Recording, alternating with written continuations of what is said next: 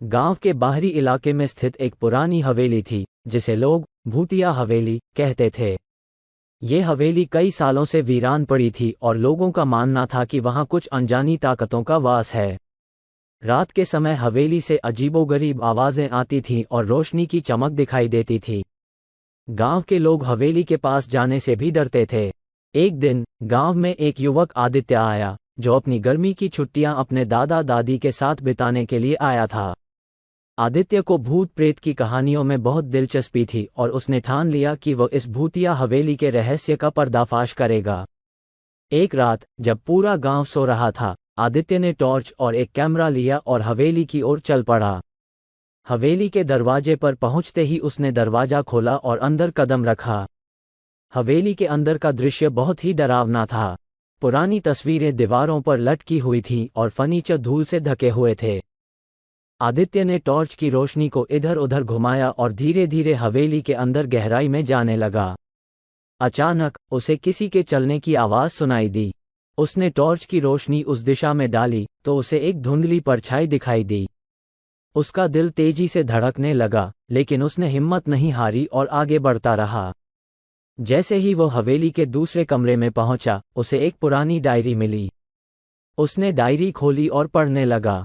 Diary में लिखा था कि इस हवेली में एक खौफनाक अजनबी का वास है जो हर रात यहाँ आता है और अजीबोगरीब गतिविधियां करता है।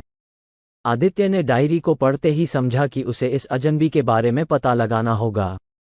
अचानक एक तेज हवा का झोंका आया और सभी दरवाजे अपने आप बंद हो गए।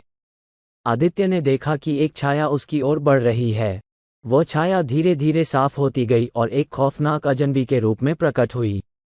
उस अजनबी ने कहा, तुम्हें यहाँ नहीं आना चाहिए था, अब तुम भी मेरी तरह फंस जाओगे। आदित्य ने हिम्मत जुटाकर पूछा, तुम कौन हो और यहाँ क्या कर रहे हो? अजनबी ने कहा, मैं एक पुराना निवासी हूँ जो अपनी आत्मा को शांति नहीं दे पाया। मुझे हर रात यहाँ आना पड़ता है और मेरी आत्मा भटकती रहती है। आदित्य ने कहा, मैं तुम्हारी मदद कर सकता हूँ, अगर तुम चाहो तो। अजनबी ने कहा, अगर तुम सच में मेरी मदद करना चाहते हो तो तुम्हें इस हवेली के तहखाने में जाना होगा और वहां से मेरी पुरानी तस्वीर और कुछ वस्त्र लाने होंगे। केवल तभी मेरी आत्मा को शांति मिल सकेगी। आदित्य ने हिम्मत जुटाई और तहखाने की ओर चल पड़ा। तहखाने का दरवाजा बहुत ही भारी और जर्जर था। आदित्य ने जैसे तैसे उसे खोला और अंदर प्रवेश किया। तहखाने में बहुत अंधेरा और डरावना माहौल था। उसने टॉर्च की रोशनी में चारों ओर देखा और एक पुरानी संदूक पाए।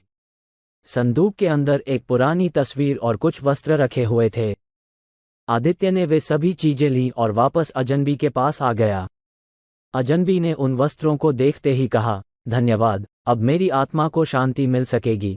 उसके बाद अजनबी धीरे धीरे गायब हो गया और हवेली में एक अजीब सन्नाटा छा गया।